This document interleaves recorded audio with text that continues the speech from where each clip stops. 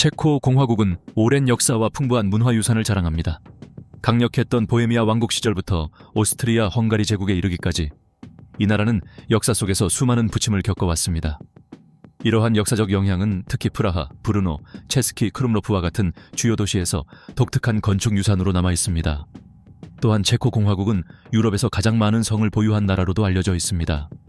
체코 공화국은 울창한 숲과 웅장한 산맥, 그림처럼 아름다운 강이 어우러진 수려한 자연 경관도 갖추고 있습니다. 체코 음식 문화 역시 독특한데 세계에서 맥주 소비량이 가장 많고 유명한 필스너 맥주의 발상지이기도 합니다. 또한 여성들이 남성에게 애정 어린 채찍질을 원한다는 전통이 있으며 활기찬 나체 해변도 다수 존재합니다. 모든 것이 허용되는 나라, 체코 공화국의 가장 흥미로운 15가지를 함께 살펴보겠습니다. 체코 공화국에서는 모든 것이 허용된다. 체코 공화국은 개인의 자유를 중시하는 나라로 잘 알려져 있습니다. 이는 사람들의 생활 방식과 다양한 자기 표현에서 분명하게 드러납니다. 이곳에서는 개성적인 문신과 독특한 옷차림을 한 젊은이들을 흔히 볼 수 있습니다. 자기 표현은 체코 사람들의 일상생활에서 중요한 일부가 되었습니다. 개인의 자유뿐만 아니라 체코 사람들은 지적 자유에 대한 의식도 매우 높습니다. 통계에 따르면 체코 공화국의 무신론 비율은 세계에서 가장 높은 수준에 속합니다. 이는 과거 종교를 제한했던 공산 정권의 영향으로 설명될 수 있습니다. 정권이 붕괴된 이후 체코 사람들은 특정 신앙에 얽매이지 않는 보다 자유로운 삶을 선택했습니다. 역사는 한 나라의 문화와 생활 방식을 형성하는 중요한 요소입니다. 공산주의 시절의 경험은 특히 사고방식 면에서 체코 사회에 깊은 흔적을 남겼습니다. 오랜 기간 종교적 지적 자유가 억압되었던 만큼 체코 사람들은 다양한 관점을 더욱 열린 마음으로 받아들이고 개인의 자유를 소중히 여기게 되었습니다. 현지인들은 매우 친절하고 사교적이며 새로운 사람들을 항상 따뜻하게 맞이합니다. 그들은 출신 배경이나 종교, 개인적인 신념으로 타인을 판단하지 않고 차이를 존중합니다. 이러한 이유로 체코 공화국은 살아가고 일하기에 이상적인 나라로 평가받고 있습니다. 많은 나체 해변, 유럽에서는 나체주의가 특별한 일이 아니며 특히 체코 공화국에서는 더욱 그렇습니다. 이 나라는 흥미로운 나체 해변이 매우 많습니다. 먼저 프라하의 호스티바르 해변은 나체주의자를 위한 전용 구역을 갖춘 프라하에서 가장 유명한 장소입니다. 이 해변은 나체 방문객의 최대한의 편안함을 보장하기 위해 지속적으로 개선되고 새로운 서비스를 추가하고 있습니다. 옷을 입지 않아도 되는 2개의 레스토랑이 있으며 정기적으로 댄스 행사와 음악 공연도 열립니다. 또한 놀이터, 샤워 시설, 탁구대, 그리고 보드게임 대여 서비스까지 갖추고 있습니다. 또 다른 유명한 장소는 로타입니다. 이곳은 과거의 모래 채석장이 물로 채워져 면적 약 18헥타르의 호수가 되었고 소나무 숲을 따라 길이 약 500m의 나체 해변이 조성되어 있습니다. 이로 인해 나체주의자들은 사적이고 평온한 분위기를 즐길 수 있습니다. 간이 매점, 화장실, 식수, 샤워시설 등 필요한 모든 서비스가 제공되며 매년 사교 행사와 각종 대회도 열립니다. 오스트라바 인근 안토쇼비체 근처에도 물이 채워진 모래 채석장이 몇 곳 있습니다. 이 가운데 한 곳은 나체 해변으로 사용되며 전기가 없는 작은 캠핑장이 함께 마련되어 있습니다. 대신 간단한 음료를 파는 가판대, 간이 화장실, 배구 코트, 러시안 볼링 시설, 모닥불 공간이 있습니다. 잔디 해변은 물로 내려가는 경사가 가파르며 이용을 위해서는 오스트라바 나체주의 협회의 추천이 필요합니다. 이 지역에서 가장 유명한 곳은 성숙한 소나무 그늘이 드리운 모래사장의 보르니 해변과 클루체크 해변입니다. 이곳에는 간식을 파는 여러 가판대가 있고 화장실과 샤워시설, 페달보트 대여, 대형 체스판, 워터슬라이드, 축구장과 각종 공놀이 시설도 마련되어 있습니다.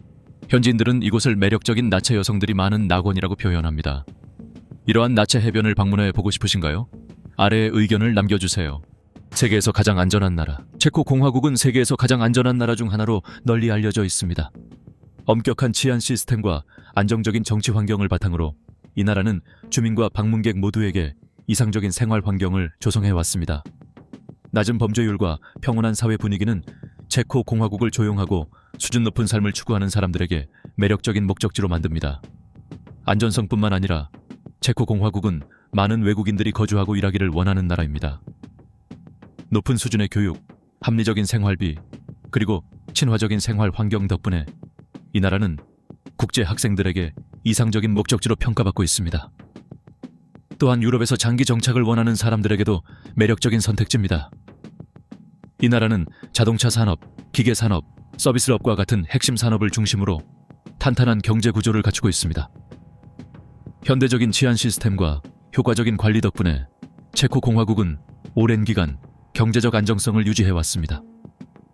세계 평화지수에서도 체코 공화국은 매우 높은 순위를 차지하며 평화롭고 번영한 국가임을 보여줍니다. 중부 유럽이라는 유리한 지리적 위치와 주변 국가들과의 우호적인 관계 덕분에 체코 공화국은 장기적인 안보와 안정을 보장받고 있습니다. 유럽연합과 북대서양 조약기구의 회원국으로서 이러한 국제기구의 보호와 협력 또한 누리고 있습니다. 낮은 생활비, 이 나라는 매력적인 여행지일 뿐만 아니라 일자리와 거주를 찾는 사람들에게도 이상적인 선택지입니다. 다른 유럽 국가들에 비해 비교적 낮은 생활비 덕분에 체코 공화국은 많은 외국인 노동자들을 끌어들이고 있습니다. 이곳에서 인기 있는 일자리 중 하나는 자전거로 음식을 배달하는 일입니다. 볼트와 같은 회사들은 월 약 1,000유로 수준의 초봉으로 많은 채용 기회를 제공합니다. 이는 체코 공화국의 생활에 적응하려는 신규 이주자들에게 좋은 선택지입니다. 체코 공화국의 평균 월급은 약 4만 체코 코로나로 한 달에 약 1,600유로 정도입니다. 그러나 세율이 15%에서 23%까지 적용되기 때문에 실제 수령액은 더 낮아질 수 있습니다. 반면 높은 기술과 전문성을 가진 경우에는 세후 기준으로 월 2,000에서 3,000유로까지 받는 경우도 있습니다. 체코 공화국의 생활비, 특히 프라하와 같은 대도시에서는 개인의 생활 방식과 필요에 따라 큰 차이가 납니다. 그중 가장 큰 지출은 주거비입니다. 다른 사람들과 함께 아파트를 공유할 경우 월 임대료는 약 8,000 체코 코로나 수준이지만 개인 아파트나 더 넓은 공간을 원한다면 월 25,000 체코 코로나까지 올라갈 수 있습니다. 이러한 비용에 대해 어떻게 생각하시나요? 이곳에서 살아보고 싶으신가요?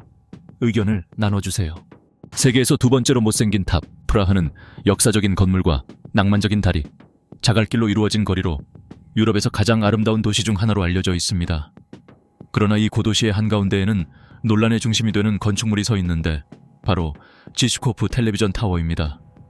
독특한 디자인과 기묘한 조형물들로 인해 이 탑은 세계에서 두 번째로 못생긴 건축물로 불리기도 합니다. 이 탑은 1980년대에 건설되었으며 주변 건물들과는 전혀 다른 현대적인 건축 양식으로 단번에 눈에 띕니다. 특히 탑의 외벽 곳곳에 붙어있는 검은 금속 아이 조각상들이 이 건축물을 더욱 독특하게 만듭니다. 이 조각상들은 초현실적인 스타일과 기묘한 표정을 지니고 있어 무섭기도 하면서 동시에 우스꽝스러운 분위기를 자아냅니다. 텔레비전 타워에 붙어있는 아이 조각상들은 사실 예술가 다비드 체르니의 작품입니다. 그는 이 조각들을 통해 과거 공산 정권에 대한 반대와 사회적 메시지를 표현했습니다. 각각의 조형물에는 깊은 의미가 담겨 있어 보는 이로 하여금 생각하고 해석하게 만듭니다. 외관 디자인은 논란이 많지만 지슈코프 텔레비전 타워는 방문객들에게 매우 흥미로운 경험을 제공합니다. 높이 약 300피트가 넘는 전망대에 오르면 붉은 지붕의 건물들, 역사적인 다리들, 그리고 아름다운 불타바 강이 어우러진 프라하 정형을 한눈에 감상할 수 있습니다. 이는 거리에서 걸으며 보는 모습과는 전혀 다른 시각을 선사합니다. 600년 동안 돌아가는 전설의 시계, 체코 공화국의 수도 프라하에 위치한 프라하 천문 시계는 세계에서 가장 독특한 건축적 공학적 경이 중 하나입니다. 1410년에 처음 설치된 이 시계는 단순히 시간을 알려주는 장치가 아니라 천문학과 조각예술이 조화를 이룬 정교한 예술작품입니다. 시계의 구조는 매우 복잡하며 3개의 주요 고리로 이루어져 있습니다. 가장 바깥쪽에는 검은색 바탕 위에 노란 숫자가 표시되어 있는데 이는 체코 시간으로도 불리는 보헤미아 시간 또는 이탈리아 시간 체계를 나타내며 하루가 해질녘부터 시작됩니다. 가운데 화려한 고리는 로마 숫자 금색 표기로 1부터 10일까지를 2번 반복하여 24시간을 표시하며 프라하의 시간을 나타냅니다. 서로 다른 색상은 낮, 새벽, 밤과 같은 시간대를 상징합니다.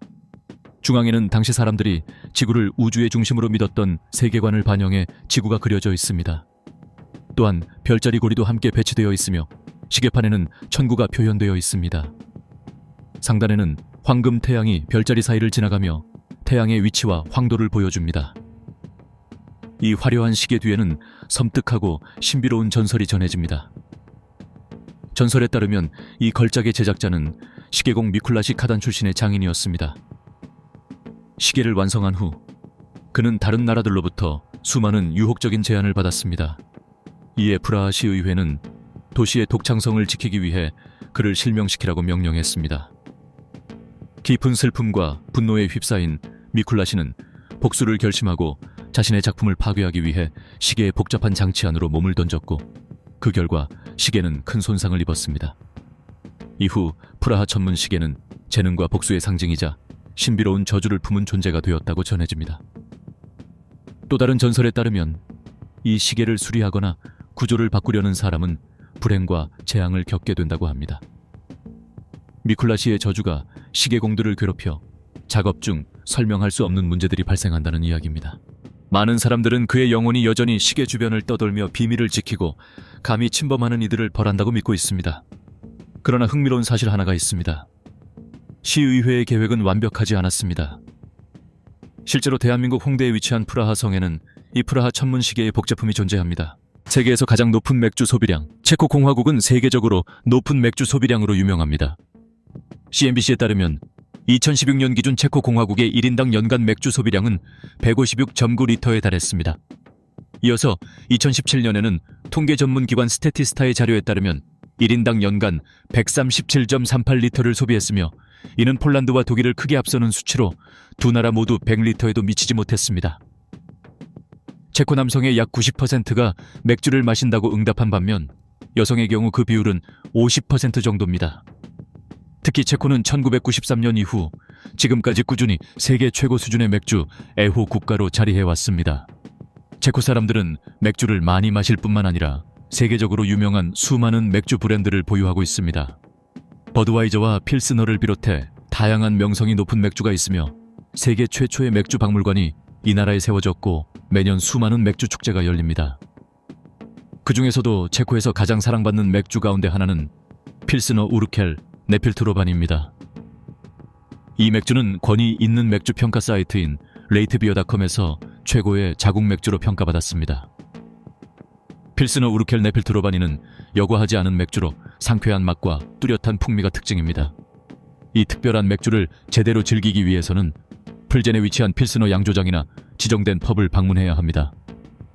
체코의 각 지역과 양조장은 저마다 고유한 레시피와 양조 방식을 가지고 있어 맥주의 맛과 색깔도 매우 다양합니다. 황금빛 라거부터 진한 흑맥주, 그리고 과일 향이 가미된 특별한 맥주까지 누구나 자신의 취향에 맞는 맥주를 찾을 수 있습니다. 체코의 펍은 현지인과 여행객이 함께 어울리는 만남의 장소입니다. 이곳에서 시원한 맥주를 즐기며 친구와 이야기를 나누고 나라 전체에 흐르는 활기찬 분위기에 흠뻑 빠질 수 있습니다.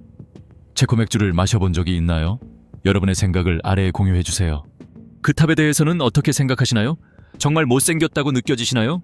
여러분의 인상을 들려주세요. 체코의 마녀 화형 축제. 체코 공화국에서는 4월의 마지막 날에 마녀 화형 축제가 열립니다. 이 민속 전통은 4월 30일 밤부터 5월 1일까지 악의 세력이 가장 강해진다는 믿음에서 비롯되었습니다. 오늘날 이 축제는 하나의 대중적인 놀이문화로 자리 잡았습니다. 과거에는 이 밤에 마녀들이 빗자루를 타고 마녀들의 집회 장소로 날아간다고 믿었습니다. 사람들은 언덕 위에 불을 피우고 불붙은 빗자루를 공중으로 던져 마녀의 힘을 약화시키고 없애려 했습니다. 오늘날의 마녀 화형은 매우 축제적인 분위기입니다. 체코 전역에서 수천 개의 불길이 4월의 저녁을 밝히며 집과 낡은 옷으로 만든 마녀 인형을 태웁니다. 불길이 치솟는 가운데 사람들은 막대기에 소시지를 구워 먹고 춤을 추며 음악을 연주하고 노래를 부릅니다. 사람들은 보통 언덕에서 불을 피우고 불타는 빗자루를 하늘로 던져 마녀의 힘을 약화시키고 파괴한다고 믿습니다. 마녀를 태우는 행위는 악한 기운을 몰아내고 봄을 맞이하는 상징적인 의식으로 여겨집니다. 유럽에서 가장 많은 성. 체코 공화국은 길고 풍부한 역사를 지닌 나라로 유럽에서 가장 많은 성을 보유한 국가 중 하나입니다. 그 수는 성과 요새를 포함해 2,000개가 넘는 것으로 추정되며 나라 전역에 고르게 분포해 있습니다. 각각의 성은 저마다의 역사 이야기를 담고 있으며 건축 예술의 걸작이자 전 세계 관광객을 끌어들이는 매력적인 명소입니다. 체코에 있는 수많은 성 가운데 특히 잘 알려진 곳으로는 오를리크 성, 흘루보카 성, 그리고 카를슈테인 성이 있습니다. 고딕 양식의 고풍스러운 건축부터 웅장한 바로크 양식에 이르기까지 각 성은 독특한 아름다움을 지니고 있습니다. 호숫가에 자리한 오를리크 성, 영국풍의 화려한 외관을 자랑하는 흘루보카 성, 그리고 신비로운 분위기의 카를슈테인 성은 체코 공화국을 상징하는 존재로 자리 잡았습니다. 하지만 체코의 성을 이야기할 때 프라하 성을 빼놓을 수는 없습니다. 프라하 성은 단순한 성이 아니라 여러 궁전과 교회, 정원, 골목이 어우러진 거대한 건축단지입니다. 약 7만 제곱미터에 달하는 면적으로 프라하 성은 세계에서 가장 큰 성단지로 여겨집니다. 오늘날 이곳은 체코 공화국 대통령의 공식 거처이자 나라에서 가장 인기 있는 관광 명소 중 하나입니다. 체코의 성들은 중세부터 현대에 이르기까지 이어진 역사적 부침을 생생하게 증언하는 존재입니다. 여러분은 이 성들을 직접 방문해 보고 싶으신가요? 아래에 여러분의 생각을 공유해 주세요. 세계에서 가장 깊은 동굴. 이 나라는 세계에서 가장 깊은 동굴로 알려진 흐라니체 심연으로 유명합니다. 수도 프라하에서 약 320km 떨어진 흐라니체라는 도시에 숨겨진 이 담수 동굴은 세계에서 가장 깊은 동굴로 여겨지며 아무도 감히 탐험하지 못할 정도로 위험해 지금까지도 매우 원시적인 상태를 유지하고 있습니다. 최근 몇 년 동안 과학자들은 흐라니체 심연의 실제 깊이를 밝히기 위해 지속적으로 연구를 이어오고 있습니다. 2016년 잠수부들은 이 동굴의 깊이가 최소 404m에 달한다는 사실을 확인했습니다.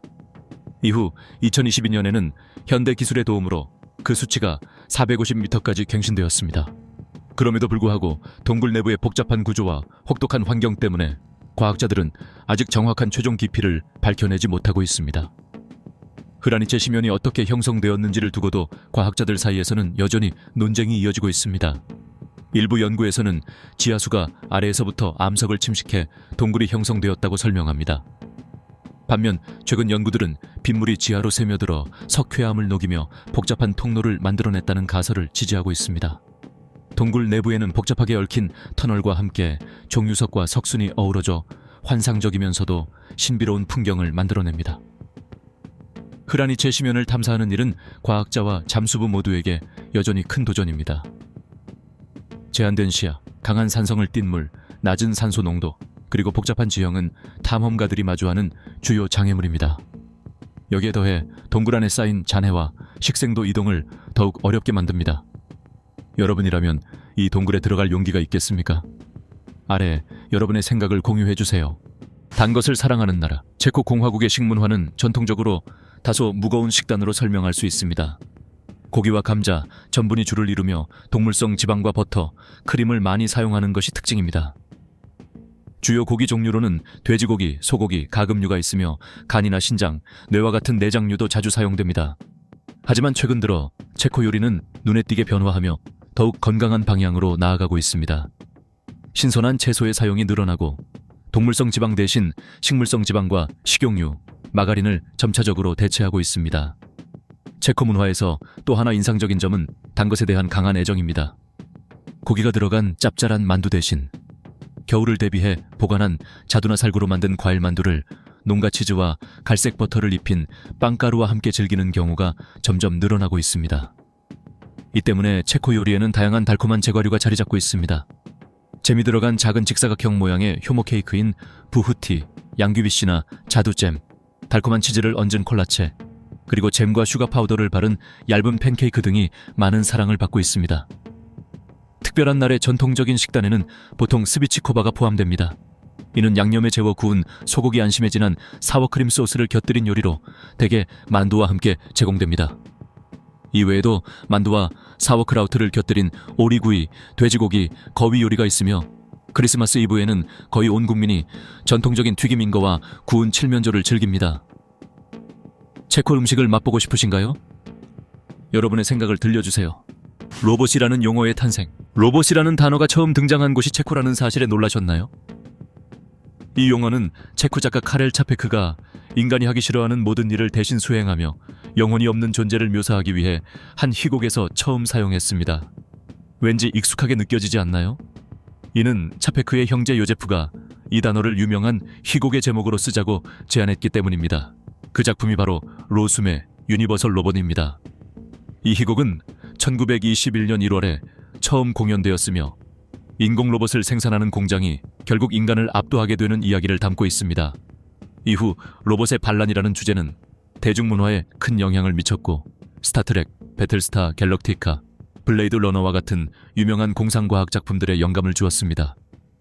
차페크의 희곡이 초연된 지 수십 년이 지난 지금 크고 작은 로봇들은 다양한 임무를 수행하도록 프로그래밍되고 있습니다. 병원 바닥을 소독하고 호텔 체크인을 돕고 오락을 제공하며 음식을 서빙하고 사회적 거리두기를 유도하는 것은 물론 심지어 사람들의 기분을 북돋우는 역할까지 하고 있습니다. 흥미로운 문화 전통이 가득한 나라 체코 공화국에는 현재도 매우 흥미로운 전통 의식들이 많이 남아 있습니다. 부활절이 되면 체코 여성들은 남성들로부터 버드나무 가지로 사랑스럽게 맞고 차가운 물을 끼얹는 의식을 기대합니다. 이 의식은 아이를 갖기를 바라는 사람들이 행하는 전통으로 알려져 있습니다. 또한 자두 브랜디는 부활절 축제에서 중요한 역할을 차지합니다. 이와 더불어 체코 사람들은 음악을 깊이 사랑하며 풍부한 민요 전통을 가지고 있습니다. 실제로 음악과 음식, 그리고 맥주는 그들을 하나로 묶는 중요한 요소입니다. 체코 문화에서는 부탁하지 않았더라도 필스너 맥주 한 잔으로 친절한 환영을 받는 경우가 흔합니다. 그리고 이 환대에 대한 예의로 반드시 잔을 비워야 합니다. 누군가의 집에 초대받았다면 현관에서 신발을 벗어야 합니다. 체코 사람들은 바깥은 더럽고 안은 깨끗하다고 여기기 때문에 외부의 것을 집 안으로 들이는 것은 무례하다고 생각합니다. 걱정하지 마세요. 주인은 언제나 손님을 위해 실내 슬리퍼를 준비해둡니다. 또한 체코인과 식사를 할 때는 사업 이야기를 피하는 것이 좋습니다. 그들은 일과 개인적인 삶을 분리하는 것을 선호합니다. 자리에 앉으라는 초대를 받을 때까지 서 있어야 하며 주인이 먼저 식사를 시작하기 전에는 음식을 먹지 않는 것이 예의입니다. 5월 1일에는 불임으로 고민하는 부부를 위한 전통도 있습니다. 이날 남편은 아내와 함께 술집에 가기 전에 벚나무 아래에서 키스를 합니다. 또한 체코 사람들에게는 건배를 할 때 상대방의 눈을 똑바로 바라보는 것이 매우 중요합니다. 이러한 관습들에 대해 어떻게 생각하시나요? 댓글로 여러분의 의견을 남겨주세요. 크리스털의 왕국, 흥미로운 사실 하나는 보헤미아 지역이 오래전부터 세계적으로 크리스털의 왕궁으로 불려왔다는 점입니다. 높은 순도와 눈부신 광택을 자랑하는 보헤미아 크리스털은 반짝이는 다이아몬드에 비유되며 전 세계 유리 애호가들의 마음을 사로잡아 왔습니다. 체코 공화국의 크리스털 제작 기술은 그 자체로 독보적인 예술입니다. 보헤미아 크리스털의 차별점은 특별한 조성에 있습니다. 보헤미아 크리스털은 정제된 규소와 다량의 산화납을 혼합해 만듭니다. 이 혼합물을 고온에서 녹이면 일반 유리보다 투명도와 빛의 굴절률이 훨씬 높은 유리가 만들어집니다. 이로 인해 보헤미아 크리스털 특유의 화려하고 고급스러운 반짝임이 탄생합니다. 보헤미아 크리스털의 역사는 13세기로 거슬러 올라가며 이 시기에 보헤미아는 유럽에서 크리스털 생산의 중심지로 자리 잡았습니다. 당시의 제품들은 주로 교회와 궁전을 장식하는 데 사용되었습니다. 19세기에 이르러 보헤미아 크리스털은 세계적인 명성을 얻어 대규모로 수출되기 시작했습니다. 수세기에 걸쳐 보헤미아 장인들은 끊임없이 기술을 혁신하고 완성도를 높이며 정교하고 다양한 크리스털 걸작들을 탄생시켜 왔습니다. 체코슬로바키아에서의 분리, 이제 체코 공화국의 탄생에 대해 이야기해 보겠습니다. 제1차 세계대전이 끝나고 오스트리아 헝가리 제국이 붕괴되면서 중앙유럽의 여러 민족들은 독립을 되찾을 기회를 맞이했습니다. 보헤미아, 모라비아, 슬로바키아 지역의 지도자들은 1918년 5월 31일에 키스부르크 협정을 체결하며 통합국가 수립의 기반을 마련했습니다. 같은 해 10월 28일 체코슬로바키아는 공식적으로 독립을 선언했고 토마시 마사리크가 초대 대통령으로 취임했습니다. 그러나 체코슬로바키아의 독립기간은 오래가지 못했습니다. 1939년 나치 독일이 침공하면서 국가는 분할되었습니다. 일부 지역은 독일에 직접 병합되었고 나머지 지역, 특히 슬로바키아는 독일의 통제 아래 괴뢰국가로 전환되었습니다. 독일과 주변 국가들의 압박 속에서 슬로바키아는 1939년 3월 체코슬로바키아로부터 독립을 선언했습니다. 제2차 세계대전 이후 체코슬로바키아는 다시 재건되었지만 곧 소련의 영향권에 들어갔습니다. 1948년의 쿠데타로 공산체제가 시작되었고 1969년에는 체코 사회주의 공화국과 슬로바키아 사회주의 공화국으로 이루어진 연방국가가 되었습니다. 그러나 두 나라 사이의 정치적 경제적 차이는 점점 더 깊어졌습니다. 1989년의 벨벳 혁명은 체코슬로바키아 공산정권의 붕괴를 알리는 계기가 되었습니다. 이후 1990년 국명은 체코슬로바키아 연방공화국으로 변경되었습니다. 그러나 체코인과 슬로바키아인 사이의 근본적인 차이는 여전히 해소되지 않았습니다. 결국 1993년 1월 1일 체코슬로바키아는 평화적으로 분리되어 체코공화국과 슬로바키아라는 두 개의 독립국가로 탄생하게 되었습니다. 이 때문에 체코 사람들은 자신들을 슬로바키아인으로 불리는 것을 좋아하지 않습니다. 이렇게 해서 모든 것이 허용되는 나라, 체코공화국의 삶을 함께 살펴보았습니다. 여러분에게 가장 인상 깊었던 사실은 무엇이었나요? 그리고 이곳을 방문해 본 적이 있으신가요? 꼭 댓글로 남겨주세요. 영상 시청해 주셔서 감사합니다. 좋아요와 공유, 구독을 눌러 최신 영상을 놓치지 마세요. 다음 영상에서 다시 만나요.